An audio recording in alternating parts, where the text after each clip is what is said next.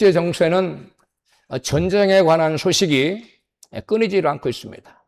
그 전쟁의 소식이 우리의 생활과 밀접한 연관을 갖기 때문에 우리는 그 전쟁의 소식에 촉각을 기울이고 있습니다. 러우 전쟁이 끝나기도 전에 미국과 이란의 전쟁까지 발발하면서 국제 정세와 세계 경제가 크게 요동을 치고 있습니다.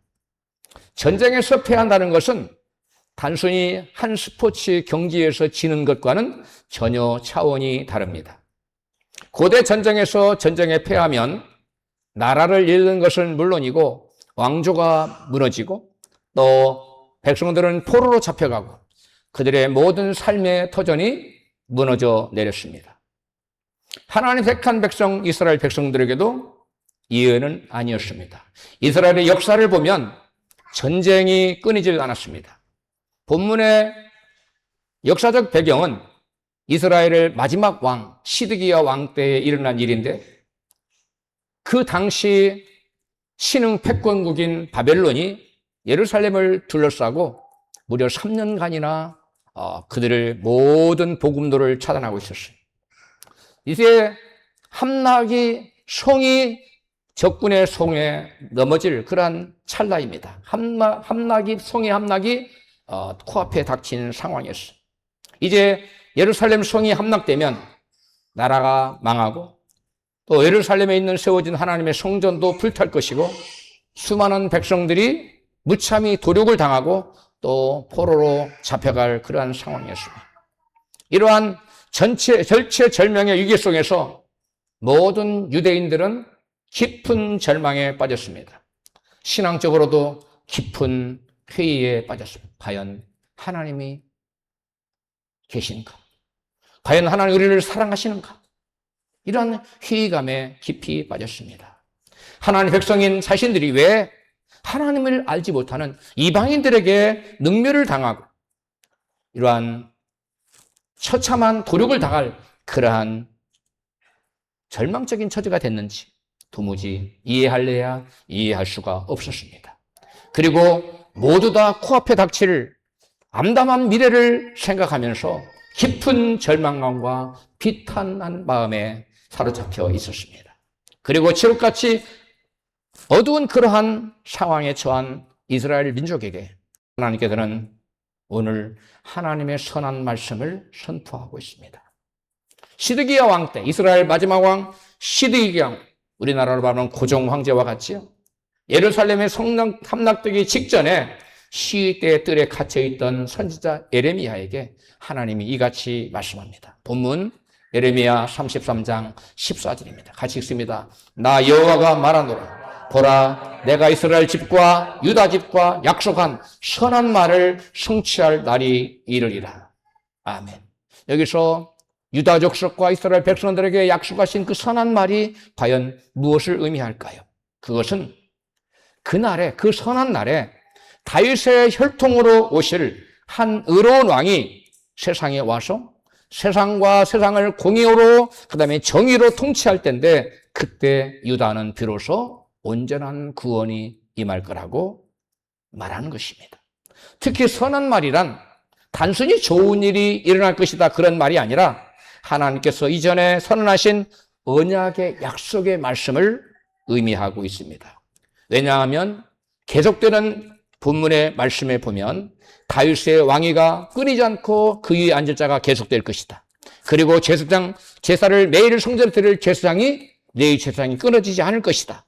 그리고 하나님의 약속은 해와 달이 멈추지 않는 한 결코 깨어지지 않을 것이라는 이러한 약속이 계속되고 있기 때문입니다. 따라서 본문 예레미야 33장 14절에 나타나는 선한 말 그리고 17절에 나오는 다윗과의 왕위에 관한 언약 그리고 예레미야 본문 33장 20절 21절에 제사장이 끊이지 않으려는 그러한 언약은 구약 성경에 이미 다윗에게 오래전에 언약했던 다윗과의 왕위 언약 사무엘하의 7장에 나타난 다윗과의 언약이 깊은 연관성이 있습니다.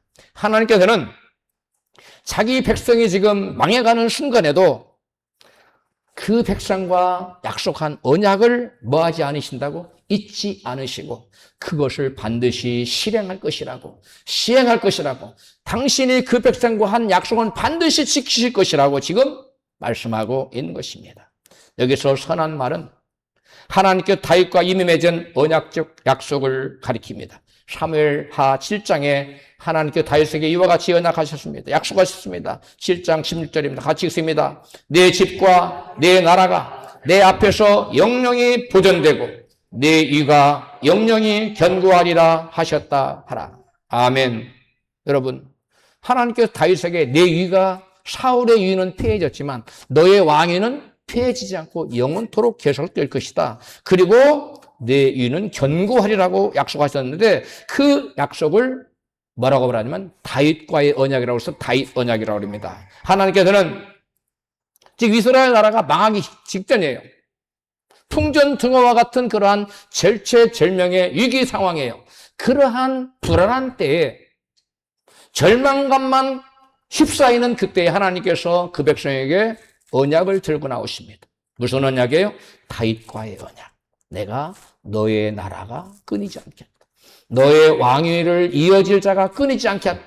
그것이 다윗 언약인데 그것을 성취할 날이 반드시 이르리라 하는 말이 바로 하나님의 선한 말이에요. 할렐루야.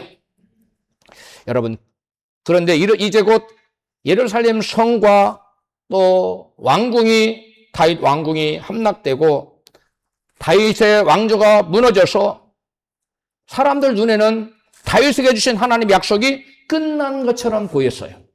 하나님의 약속, 이게 아무것도 의미가 없네. 이루어지지 않네. 그러한 상황이에요. 바로 그때 하나님께서 이같이 말씀합니다. 내가 본문 14절에 이스라엘과 유다 집에 대하여 말한 그 선한 말을 성취할 날이 이르리라. 그 선한 말이 뭐라고 했어요? 너의 위가 폐하지지 않을 거다. 그 너의 위에 계속 왕위에 앉을 자들이 계속 끊어지지 않을 것이다. 이것이 바로 다윗과 하신 하나님께서 하신 언약인데 그 말이, 그 선한 말이 반드시 성취할 날이 이를 것이다. 그 약속이, 그 언약이 반드시 이루어질 날이 올 것이라고 주님은 지금 말씀하고 있는 겁니다. 그러므로 이 말씀은 내가 다윗과 맺은 내 언약을 포기하지 않았다는 하나님의 선언인 거예요. 비록 절체절명의 나라가 망할 위기에 있을지라도 하나님께서는 하나님의 약속만큼 반드시 뭐 한다고요? 이루신다. 우리 속담에 그런 말, 하늘이 무너져 내려도 솟아날 구멍이 있다. 할렐루야. 지금 이스라엘 백성들의 상황은 하늘이 무너져 내리는 상황이에요. 그러나 하나님은 솟아날 구멍을 말씀하는데 그것이 하나님의 선한 약속의 말씀입니다. 너의 위가 끊어지지 않고 너의 나라가 계속될 것이다. 너의 나라가 영원히 계속될 것이라는 하나님의 말씀입니다. 왕조가 끝나는 것처럼 보이는 그 순간 하나님께서는 다윗에게 주신 왕권에 관한 언약이 성취되리라고 선언하십니다. 예레미야 33장 15절 시작. 그날 그때에 내가 다윗에게 한 의로운 가지가 나리게 하리니 그가 이 땅에 공평과 정의를 실행할 것이라. 아멘. 여러분, 역사적인 현실은 예루살렘 성이 포위되고 또 성전과 왕궁이 무너질 그러한 절체절명의 위기에 놓여 있어요. 이제 다윗 왕조가 뭘 만나말씀 문을 닫는 그러한 직전이에요. 이런 암담한 현실 앞에서 이스라엘은 왜 자신들이 이방인에게 멸망을 당해야 되는지 하나님 뜻을 알 수 없어서 괴로워하고 있는 바로 그때입니다. 바로 그러한 절망적인 상황에서 하나님께서는 다윗 언약이 폐기되지 않았다는 것을 세 가지로 여러분 확증하시니 그 세 가지가 뭐냐? 하나는 의로운 가지가 나올 것이다. 다윗의 자손 중에 다윗의 가지에서 뭐가 나온다고요? 한 의로운 가지가 나올 것이다. 그 다음에 다윗의 왕조의 왕권이 끊어지지 않고 그 왕위에 앉을 자가 계속 나올 것이다. 그 다음에 레위 제사장 직분도 끊어지지 않을 것이라고 말씀합니다. 하나님의 이 세 가지 약속 가운데 우리가 이 시간 특별히 주목해야 될 약속은 15절에 의로운 가지가 나게 한다는 약속이에요. 같이 읽습니다. 시작. 그날 그때 내가 다윗에게서 한 공의로운 가지가 나게 하리니 그가 이 땅에 정의와 공의를 실행할 것이라. 그날에 유다가 구원을 얻겠고 예루살렘이 완전히 거할 것이며 그 성은 여호와 우리의 의라 일컬음을 입으리라. 아멘. 여러분, 하나님께서 그날에 성취하실 일은 뭐냐면 다윗에게서 뭐가 나게 한다고요? 한 의로운 가지가 나게 한 것이고, 그 다음에 그 성은 하나님의 여호와 우리의 의라고 일컬 받는, 즉 그 한 의로운 가지가 나서 그로 하여금 정의와 공의를 실행하게 한다는 것입니다. 공평과 정의는 다윗의 의로운 가지로 오는 왕의 통치 방식을 말합니다. 의로운 가지가 이 땅에 와서 세상에 와서 왕으로 등극해서 세상을 통치할 때는 뭘로 다스리냐면 공의와 정의로 통치한다는 것입니다.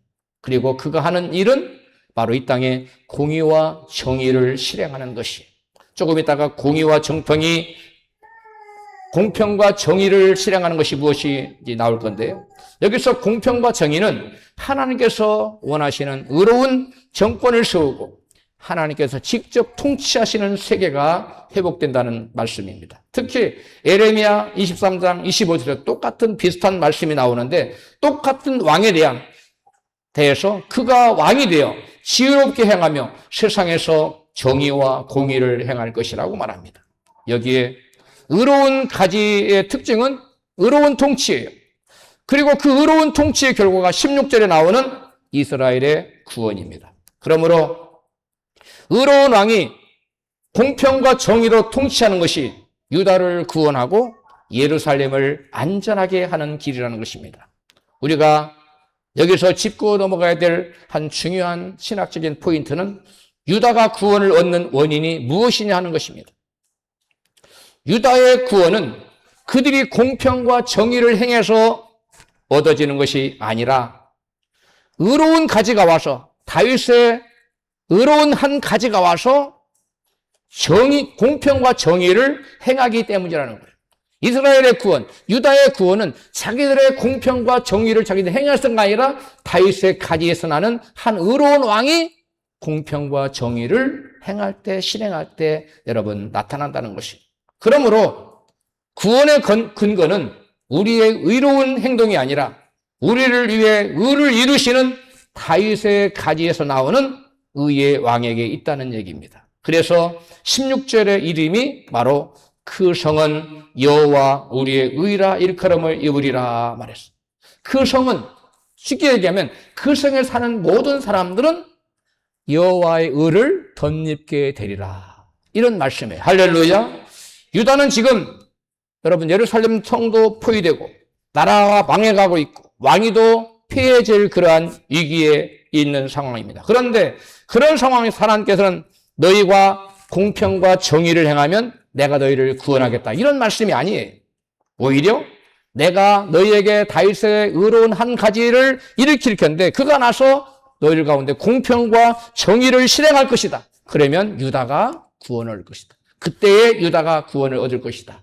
이 바로 여기에 나타나는 이 다윗의 가지에서 나오는 한 의로운 가지가 공평과 정의를 실행한다는 말에 우리는 주목해야 돼요. 그게 무슨 말이냐면 바로 이 본문 예레미야 33장 16절에 15절부터 16절 같이 읽습니다. 시작. 그날 그때에 내가 다윗에게 한 의로운 가지가 나게 하리니 그가 이 땅에 공평과 정의를 실행할 것이라. 16절. 그날에 유다가 구원을 얻겠고 예루살렘이 안전히 거할 것이며 그 성은, 그 이름은 여호와 우리의 의라 일컬으면, 똑같은 말씀인데 오늘 본문 예레미야 33장에서는 그 성은이라고 말했고 예레미야 23장 6절에서는 그 이름은이라고 그랬어요. 그 성이나 그 이름이나 같아요. 여기서 보니까 유다가 구원을 얻는 때는 언제라고요? 다윗에게 가지에서 난 한 의로운 왕이 뭘 행할 때? 이 땅에 공평과 정의를 여러분 실행할 때. 공평과 정의를 실행하면 그때 여러분 이스라엘과 유다는 뭘 받는다고요? 구원을 받는다는 거예요. 즉 다윗에게서 난 한 의로운 왕의 공평과 정의로 구원을 받는다고 증거해요. 즉 하나님께서 보내시는 의로운 왕이 공평과 정의를 실행할 때 이스라엘 백성들은 구원을 받고 뭐라고 말하냐면 여호와는 우리의 의시다라고 말하게 된다는 거예요.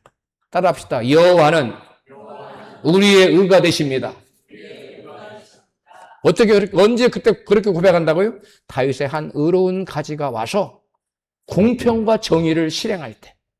그렇다면 정의와 공평과 정의가 성취된다고 하나님께서 예레미야를 통해서 말씀했는데 예레미야의 이 예언은 역사에서 이스라엘 역사에서 과연 실현되었을까요?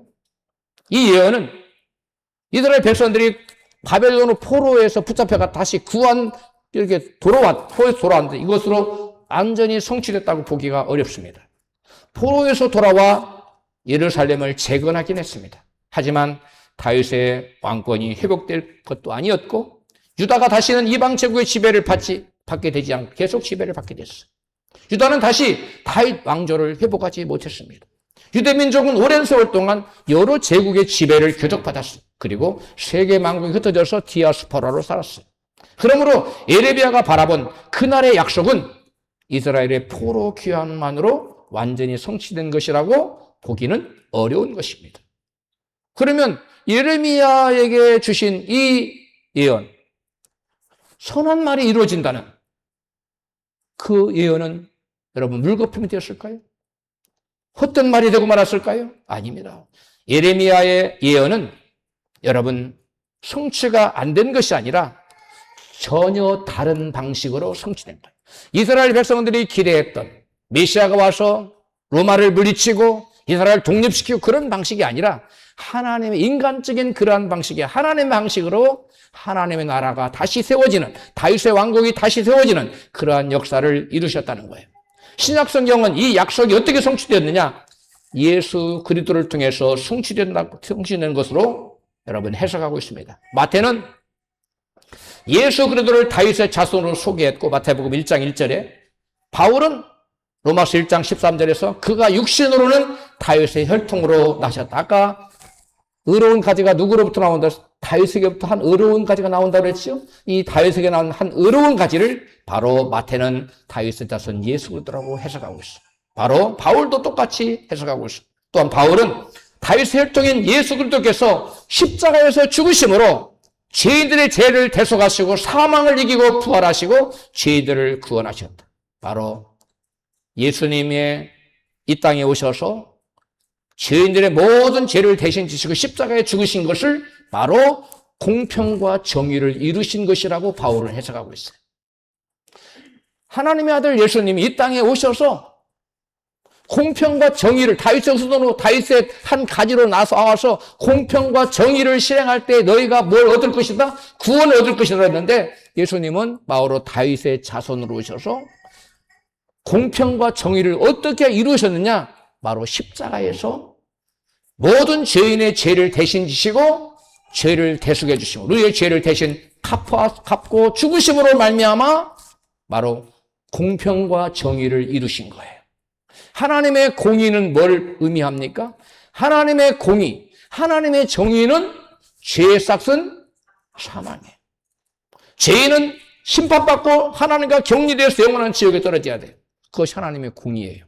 그래서 죄인은 다 죽어야 되고 심판받아야 되고 지옥 가야 돼요. 그런데 하나님께서 하나님의 공의를 하나님의 다윗의 의로운 가지로 오신 예수 그리스도께서 친히 십자가에 달려서 우리가 갚아야 될 죄값인 사망, 즉 공의를 예수님께서 다윗의 의로운 가지로 오신 예수님께서 십자가에 달려서 우리의 죄를 대신 짊어지고 죽으심으로 하나님의 공의를 이루셨다는 거예요. 할렐루야. 그래서 예수님은 바로 다윗의 의로운 가지로 오셔서 저와 여러분을 대신해서 하나님의 공의를 이루어 주신 거예요. 어떻게 하심으로? 죄값인 사망인데 예수님이 대신 사망의 여러분 죄값을 십자가 위에서 피 흘려 죽으심으로 대신 갚아주심으로 여러분 하나님의 공의를 이루신 거예요. 할렐루야. 하나님의 공의 앞에 우리는 다 죄로 말미암아 죽어야 돼요. 그런데 죽어서 지옥 가야 될 저희들을 대신해서 예수님이 친히 십자가에 달려서 저와 여러분의 사망의 죄값을 친히 갚아주신 것, 이것을 구약 성경에서는 그가 다윗의 의로운 가지가 와서 너희를 대신하여 뭐 할 것이다? 바로 공평과 정의를 실행할 것이다. 바로 예수님은 공평과 정의를 어디에서 실행하셨어요? 십자가 위에서 양손과 양발에 여러분 대못이 박혀서 피 흘려 죽으심으로 하나님의 공의를 이루신 겁니다. 할렐루야. 예수께 다윗의 한 의로운 가지가 너희들에게 와서 공평과 정의를 실행할 때에 그때 유대는 구원 얻을 것이다. 그때 하나님의 백성은 구원 얻을 것이다 말했는데 바로 하나님의 의로운 가지인 다윗의 자손 예수께서 이 땅에 오셔서 저와 여러분의 죄를 지고 십자가에서 피 흘려 죽으심으로 말미암아 하나님의 공의를 이루신 거예요. 깨달으셨으면 아멘 합시다. 예수께서 십자가에 죽으신 것은 당신의 죄 때문에 죽으신 것이 아니에요. 바로 저와 여러분의 죄를 짊어지고 저와 여러분의 죄를 대신 갚아주기 위해서, 우리의 죄를 대속해 주시기 위해서, 죄값을 대신 갚아주시기 위해서 죽어주신 거예요. 그래서 친히 죽어주심으로 하나님의 공의를 이루셨다는 거예요. 하나님의 공의는 뭐예요? 죄값은 사망을 묻는 건데 우리에게 물어야 될 죄값은 사망을 싹쓸 누구에게 물으신 거예요? 예수님께 물으신 겁니다. 다윗의 가지로 오신 의로운 왕 예수 그리스도 바로 사망의 싹을 물으신 거예요. 그래서 예수님이 여러분 저와 여러분의 모든 죄를 지고 사망의 값인 여러분 죄의 값인 사망을 십자가에서 지불하시고 하나님의 공의를 이루신 거예요. 할렐루야. 예수께서 하나님의 공의를 십자가에서 이루심으로 그때 너희는 다윗의 의로운 자손이 와서 공평과 정의를 행할 텐데 그때 너희 유대 백성은 구원 얻는다는데 다윗의 후손인 다윗의 자손에 오신 예수님이 십자가에 달려서 하나님의 공의를 이루심으로 저와 여러분은 여러분 구원을 얻게 된 줄로 믿습니다. 바로 여기에 다윗의 의로운 가지가 나서 의로운 왕이 바로 이 땅에 와서 세상의 공의와 정의를 실행한다고 하는 것을 말은 무엇을 의미하느냐? 바로 다윗의 후손 예수께서 이 땅에 오셔서 저와 여러분의 죄를 대시고 십자가에서 피 흘려 죽으심으로 하나님의 공의, 죄값은 사망을 우리를 대신해서 갚아주심으로 공평과 정의를 이루신 거예요. 할렐루야. 그때 유대 백성은 무엇을 얻고? 구원을 얻고 그때 여러분 예수를 믿는 하나님의 백성들을 구원을 얻게 된다는 사실 믿으시면 아멘 하십시다. 할렐루야. 여러분 그래서 본문 15절에 따르면 정의와 공평을 실행하는 이는 다윗의 혈통으로 다윗의 가지에게서 나오는 공의로운 가지예요. 즉 다윗의 후손 예수를 가리키는 거예요. 그래서 마태복음 다윗의 자손 예수 그리스도의 계보라 나오잖아요. 다윗의 자손 예수. 왜 예수를 자꾸 다윗의 자손이라고 얘기하느냐? 바로 예수님은 다윗의 의로운 가지로 오셔서 여러분 대신해서 하나님 앞에서 공평과 정의를 이루셨어요. 하나님의 공의는 죄의 값인 사망을 요구하는 것인데 그러면 우리는 죄의 값인 사망, 지옥에 가서 형벌을 받아야 돼요. 그런데 그것을 대신해서 우리를 지옥 가지 않고 영원한 천국에 보내시기 위해서 우리를 대신해서 하나님의 공의, 죄의 값인 사망을 예수께서 다윗의 자손 예수, 다윗의 의로운 가지로 오신 예수께서 저와 여러분의 죄를 지고 십자가에 죽으심으로 하나님의 공의를 이루셨어요. 할렐루야. 그로 말미암아 여러분 유대 백성은 구원을 얻는다. 그로 말미암아 예수를 믿는 하나님의 하나들은 구원을 받는다는 사실입니다. 할렐루야. 여러분 사도들은 다윗의 후손 예레미야 33장 15절에 나타나는 다윗의 의로운 가지가 공평과 정의를 행한다고 했는데 그 다윗의 그 의로운 가지가 바로 다윗의 후손인 예수 그리스도라고 초대교회의 사도들은 믿었어요. 우리도 역시 예수 그리스도가 다윗의 가지로 오셔서 저와 여러분 대신해서 하나님이 요구하시는 공의를 실행하신 분이시라고 믿습니다. 믿으시는 분은 크게 아멘 하세요. 예레미야가 그 당시 이런 예언을 했지만 예레미야는 구체적으로 알지 못했어요. 그냥 막연하게 다윗의 가지에서 한 왕이 와서 공평과 정의를 행하는구나. 그러면 유대인들이 구원을 얻는 거라 생각했는데 우리가 알듯이 구체적으로 알지는 못했어요. 그러므로 하나님의 계시에 대해서 아무리 선지자였지만 구약의 예레미야가 더 자세히 알아요. 오늘날 저와 여러분 더 자세히 알아요. 우리가 더 구약에는 그림자로 하나님 보여주셨어요. 그림자로 계시했어요. 지금은 실체를 보여주셨어요. 여러분 자동차를 모조품으로 보여주는 거하고 실제로 운전하고 뿌르르해가지고 달려가는 자동 전혀 차원이 다르잖아요.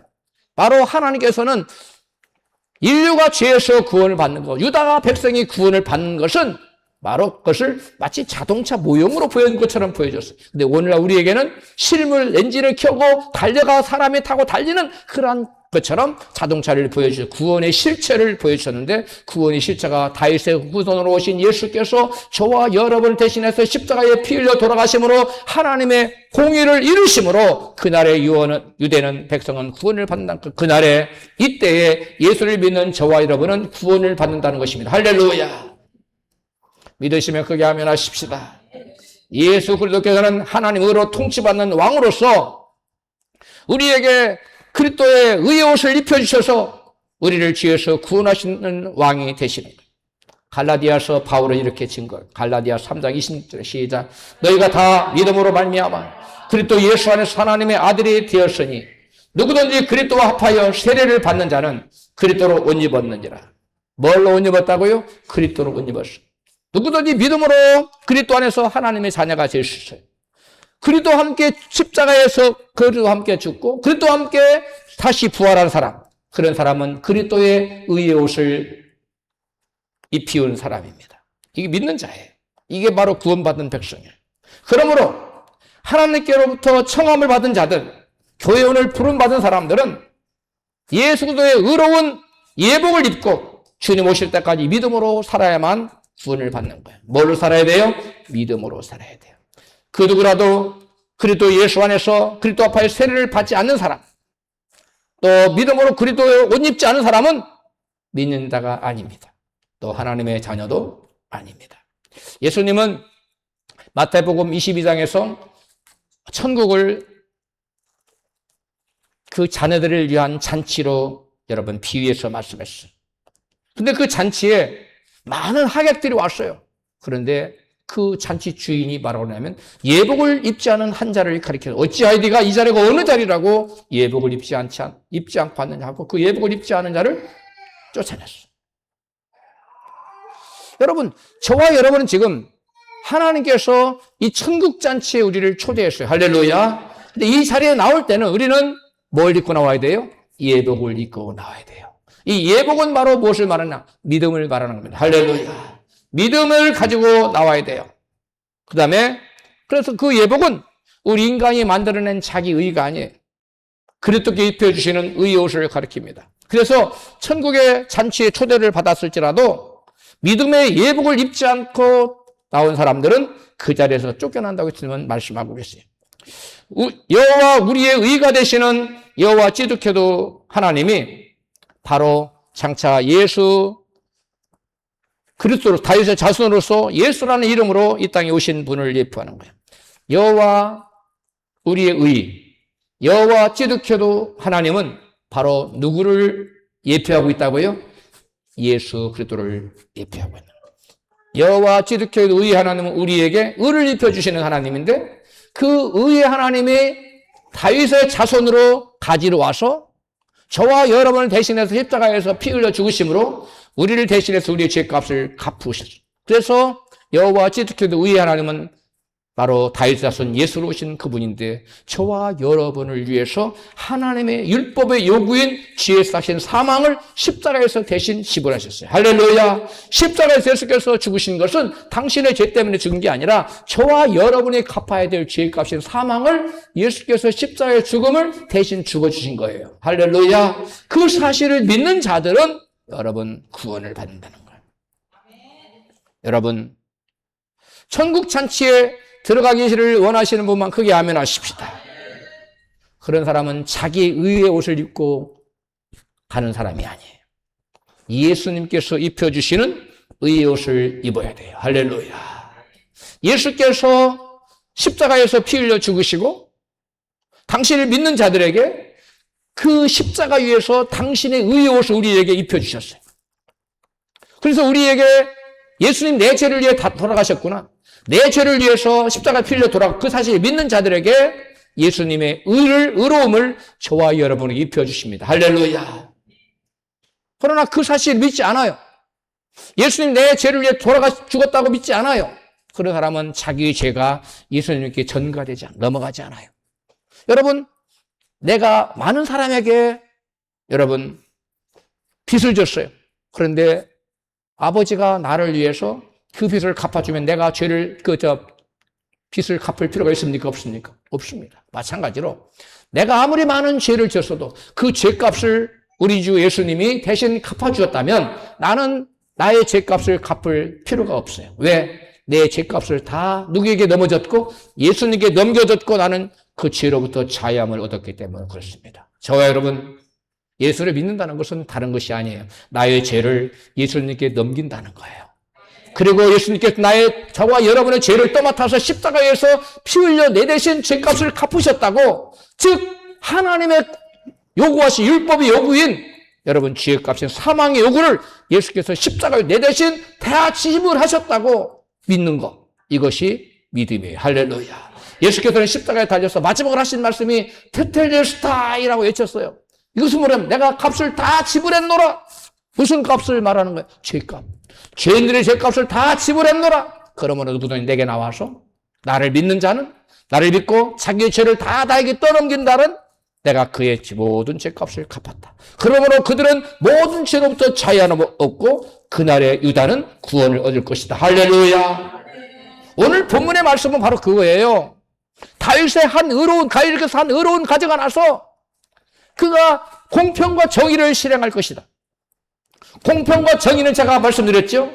십자가 달려서 대신 죽으심으로 하나님의 율법의 요구를 이루는, 율법의 요구가 뭐예요? 죄값은 사망. 대신 이루는, 그것을 하나님의 공의를 실행한 거예요. 그러면 유다는 뭘 받을 것이다? 구원 얻을 것이다. 할렐루야. 오늘 유다는 예수 믿는 저들을 좋아해 여러분은 유다예요. 하나님 대저 표면적 유대인이 아니요 이면적 유대인이 유대인이라. 이면적 유대인, 예수를 믿는 사람들을 이면적 유대인. 자, 팔레스타인 지역의 이스라엘은 표면적 유대인이에요. 우리가 유대인이 언제 구원받느냐? 이면적 유대인이 언제 구원받느냐? 다윗의 후손으로 오신, 다윗의 혈통을 입고 오신 예수께서 저와 여러분의 죄를 지고 하나님의 율법의 요구인 죄 사신 사망을 친히 십자가 달려서 갚으심으로 하나님의 공의를 실행함으로써 그때 유다는 뭘 받고? 구원을 얻고, 그때 여러분 영적인 하나님의 자녀들인 저와 여러분 유대 백성들은 구원을 얻는다는 것입니다. 할렐루야. 여러분, 그래서 우리는 하나님 백성들이 그래요. 이 성은 여호와 의라 일컬음을 받을 것이다. 즉 예루살렘 성에 사는 사람들은 그때에, 여러분 예루살렘 성 교회를 말하는 거예요. 그때에 하나님의 여호와는 우리의 의로, 하나님의 의가, 하나님은 우리의 의가 되십니다. 그 말이에요. 하나님의 의가 곧 내 의가 되었습니다. 할렐루야. 뭐하는 자들에게?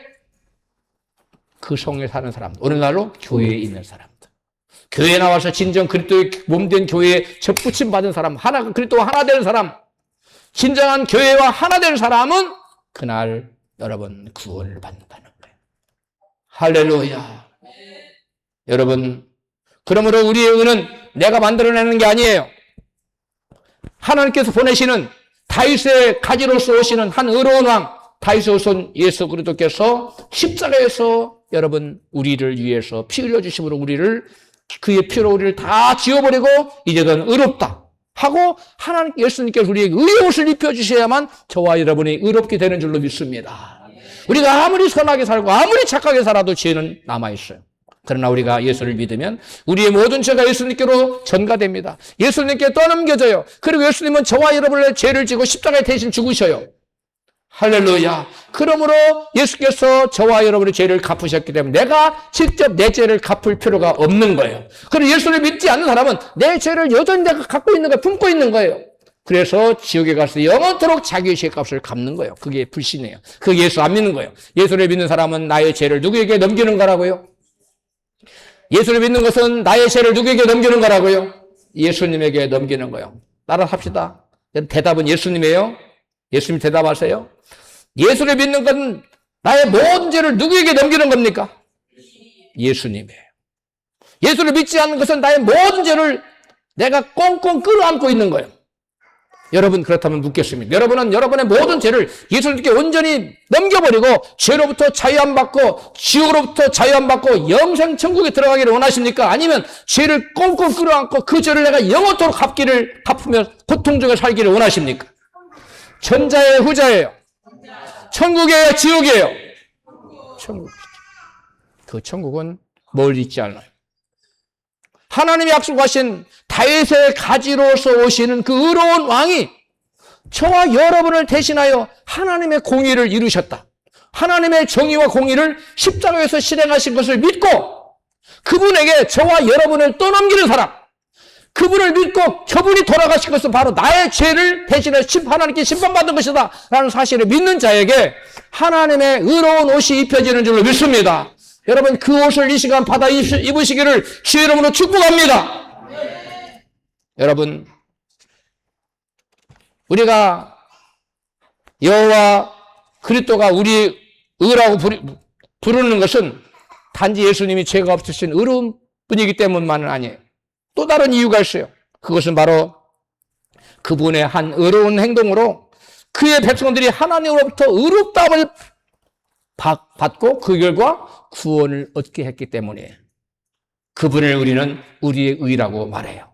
구약시대에는 하나님을 여호와 우리의 의, 즉 여호와 지두교라고 불렀는데 오늘날 저와 여러분은 예수님을 우리의 의라고 부릅니다. 할렐루야. 따라합시다. 예수님은 우리의 의가 됩니다. 예수님은 나에게 의로움을 주셨습니다. 어디에서요? 십자가에서. 뭐 하심으로? 십자가에 못 박혀 피 흘려 죽으심으로 저와 여러분의 죄값을 대신 받으시고 당신의 의로움을 우리에게 전가 주셨어요. 할렐루야. 여러분, 예레미야에서 말하는 공평과 정의는 먼저 의로운 왕의 통치 행위를 말하는 거예요. 다윗의 가지로서 오셔서 공평과 정의를 행할 것이라고 했지요. 그것은 첫 번째 의로운 왕으로서 통치를 받아요. 그러나 신약에 와서 우리는 이 의로운 왕이신 예수 그리스도께서 어떻게 죄인을 구원하신가를 여러분 보게 됩니다.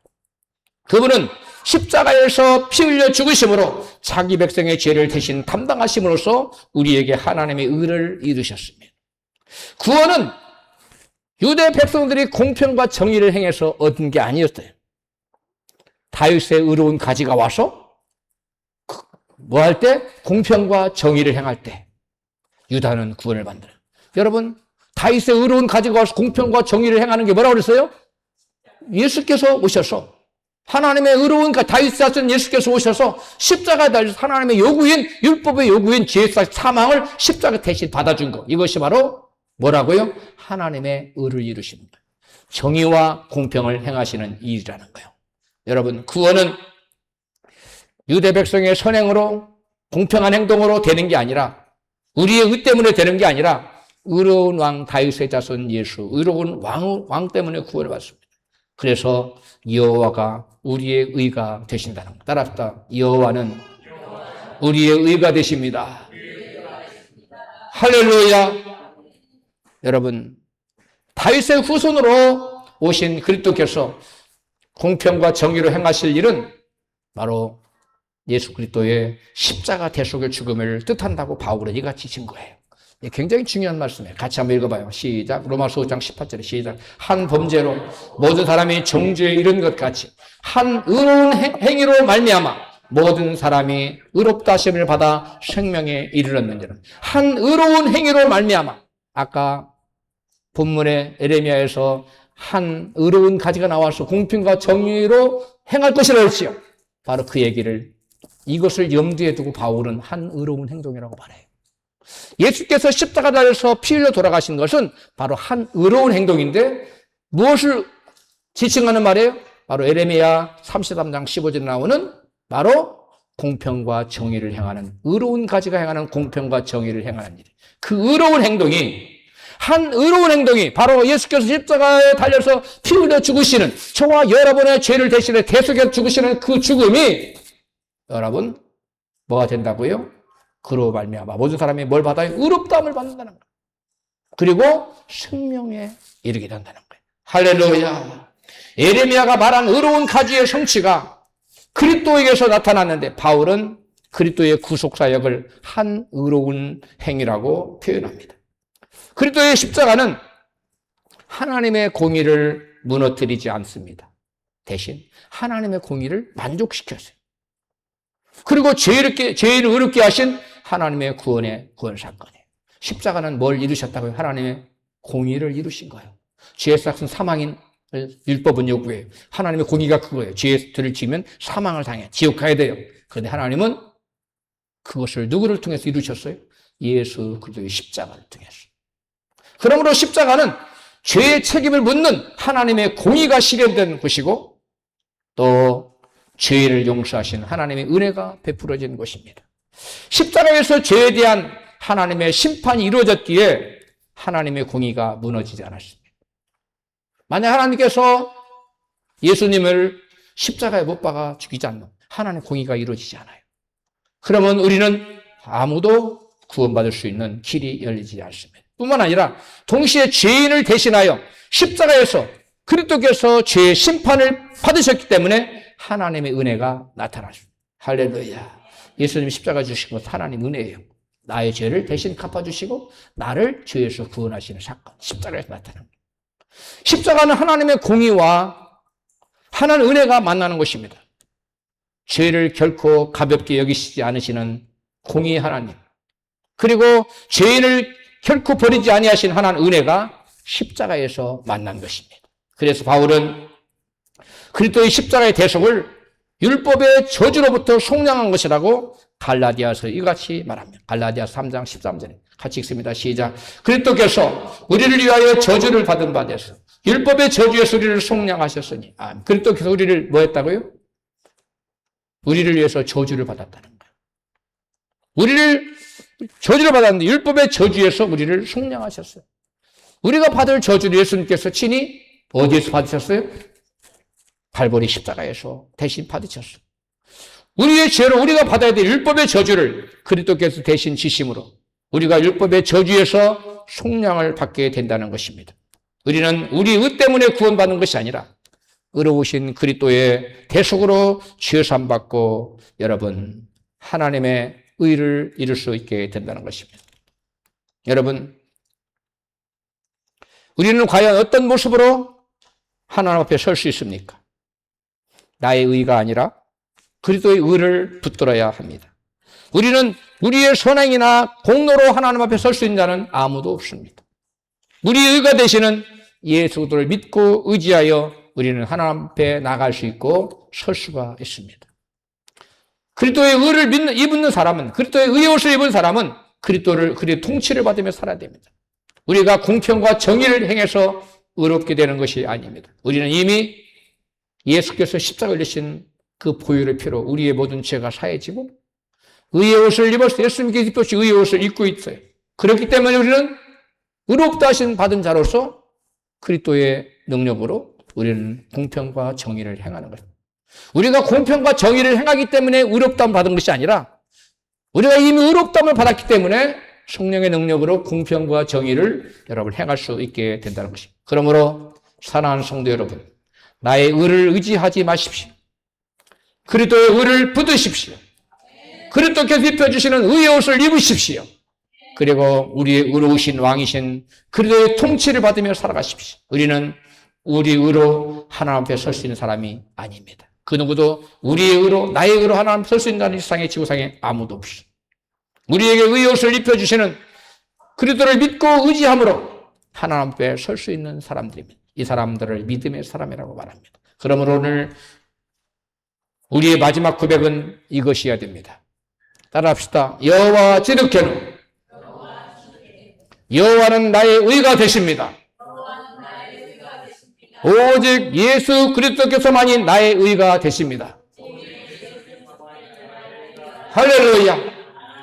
우리 말씀을 생각하며